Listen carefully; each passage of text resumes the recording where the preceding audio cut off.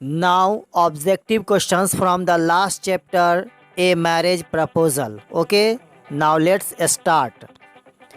Anton Chekhov was born in.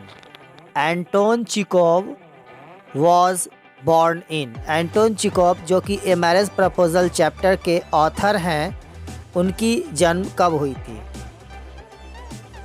अगर आपको answer आ रहा है या आपने अगर इनकी बायोग्राफी पढ़ी है तो आप अपना आंसर कमेंट करके भी बता सकते हैं। ओके फाइन, तो मैं आपको बता दूं इसका राइट आंसर होगा सी 1860। जी हाँ, सी राइट आंसर होगा 1860। Anton Chekhov died in. Anton Chekhov died in. जी हाँ, एंटोन चिकोव की मृत्यु कब हुई थी? तो मैं आपको बता दूं इसका राइट आंसर होगा बी 1904 यानी 1904। Anton Chekhov was. Anton Chekhov was, चार ऑप्शंस नीचे दिए गए हैं, उसके हिसाब से आपको क्या लगता है कि राइट आंसर क्या हो सकता है? एंटोन चिकोव इन चारों ऑप्शंस में से क्या थे? ओके फाइन, तो मैं आपको बता दूं इसका राइट आंसर होगा डी अ रशियन। जी हाँ, Anton Chekhov was a Russian, वो एक रशियन थे। तो राइट आंसर हो गया इसका D a Russian. Lomov wanted to. Lomov क्या चाहता था? लोमो वांटेड टू, ऑप्शंस नीचे दिए गए हैं। अगर आपने समरी को पढ़ा है या इसके चैप्टर को स्टडी किया है डीपली तो आप अपना आंसर कमेंट करके भी बता सकते हैं और अपनी प्रैक्टिस को जारी रख सकते हैं। तो देर मत कीजिए, आंसर आ रहा है तो आप तुरंत कमेंट कीजिए, सोचिए मत कि मुझे तो आता ही मैं क्या कमेंट करूं। आप कीजिए, कमेंट करेंगे तो आपको ये बातें याद रह जाएगी। ओके फाइन, तो मैं आपको बता दूं कि लोमो वांटेड टू राइट ऑप्शन क्या होगा? राइट ऑप्शन होगा इसका बी मैरी नटालिया। जी हाँ, Lomov wanted to marry Natalia, right option होगा इसका B Mary Natalia. Lomov Chubukov की डॉटर नटालिया से शादी करना चाहता था। तो राइट आंसर इसका हो गया B Mary Natalia. To know Lomo's desire, Mr. Chibuko became. To know Lomo's desire, Mr. Chibuko became. लोमो की इच्छा को जानकर चिबुको को कैसा लगा? उसे क्या हुआ? क्या वो खुश हो गया, हैप्पी हो गया, एंग्री गुस्सा हो गया, या सैड उदास हो गया, या नन ऑफ दिस, इनमें से कोई नहीं? क्या लगता है आपको? अगर आपने समरी पढ़ा है तो आप आसानी से आंसर दे सकोगे। ओके फाइन, आपने अपने हिसाब से तो आंसर कमेंट कर दिया होगा ज़रूर से ज़रूर। अब मैं आपको बताता हूँ इसका राइट आंसर, आप अपना आंसर मैच कर सकते हैं यहाँ से। ओके फाइन, तो इसका राइट आंसर होगा ए हैप्पी। जी हाँ, राइट आंसर होगा ए हैप्पी, वो खुश हो गए। To know Lomov's desire mister Chubukov became happy. When Lomo came to Chibuko, the latter. When Lomo came to Chibuko, the latter. जब लोमो चिबुको के यहाँ आया तो उसके बाद क्या हुआ? इसमें से कौन सा ऑप्शन आपको लगता है कि सही हो सकता है? बताइए, गेस कीजिए, अपना आंसर कमेंट बॉक्स में आप डाल सकते हैं। ओके फाइन, तो आपने अपना आंसर दे दिया होगा। अब मैं आपको बता दूं, आप अपना आंसर मैच कर सकते हैं। इसका राइट आंसर होगा बी वेलकम्ड हिम। जी हाँ, उसका स्वागत किया, welcomed him. When Lomov came to Chubukov the latter welcomed him, उसका स्वागत किया गया। राइट आंसर होगा B welcomed him. Natalia is. Natalia is, Natalia है, क्या है?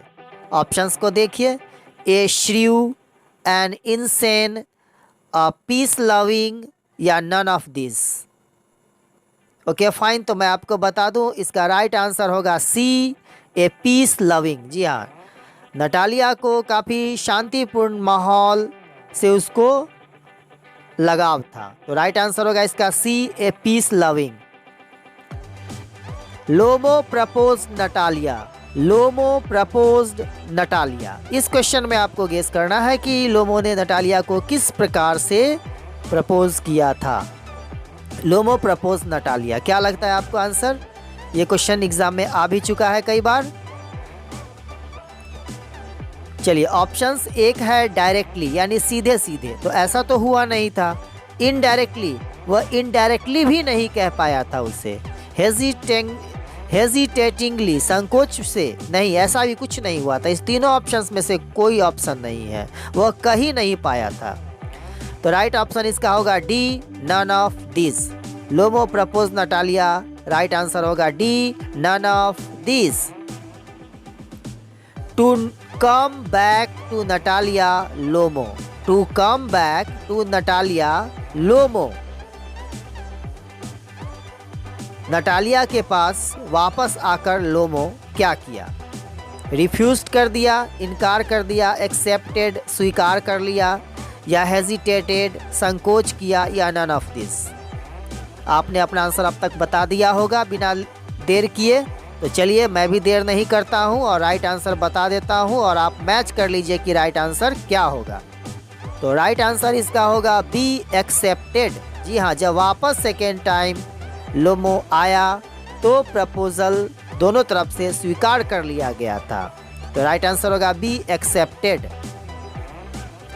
The name of Lomo's dog is, ये बहुत ही इंपॉर्टेंट क्वेश्चन है। एग्जामिनेशन में अक्सर लोमो के डॉग और नतालिया के डॉग का नाम आता है ऑब्जेक्टिव क्वेश्चन में या फिल इन द ब्लैंक्स में। इसको आप जरूर याद रखेंगे, लगभग एग्जाम में आया है और आगे भी आने की संभावना है। The name of Lomo's dog is, तो मैं आपको बता दूं इसका राइट आंसर होगा बी, गेस। जी हाँ, लोमो के डॉग का यानी कुत्ता का नाम गेस था, तो इसका राइट आंसर होगा B. Okay, the name of Lomov's dog is B, guess. देखिए, अभी मैं एक बात यहाँ पे आपको बताना चाहूँगा कि अभी जो सीन चल रहा है पूरे वर्ल्ड में, जो सिचुएशन चल रही है, उसके हिसाब से हो ना हो ऑनलाइन स्टडी चल रही है और आने वाला एग्जामिनेशंस आपके पूरे के पूरे क्वेश्चंस ऑब्जेक्टिव के ही लिए जाएंगे, ऐसी पॉसिबिलिटी लग रही है। और ये भी हो सकता है कि आपके एग्जामिनेशन ऑनलाइन लिए जाए।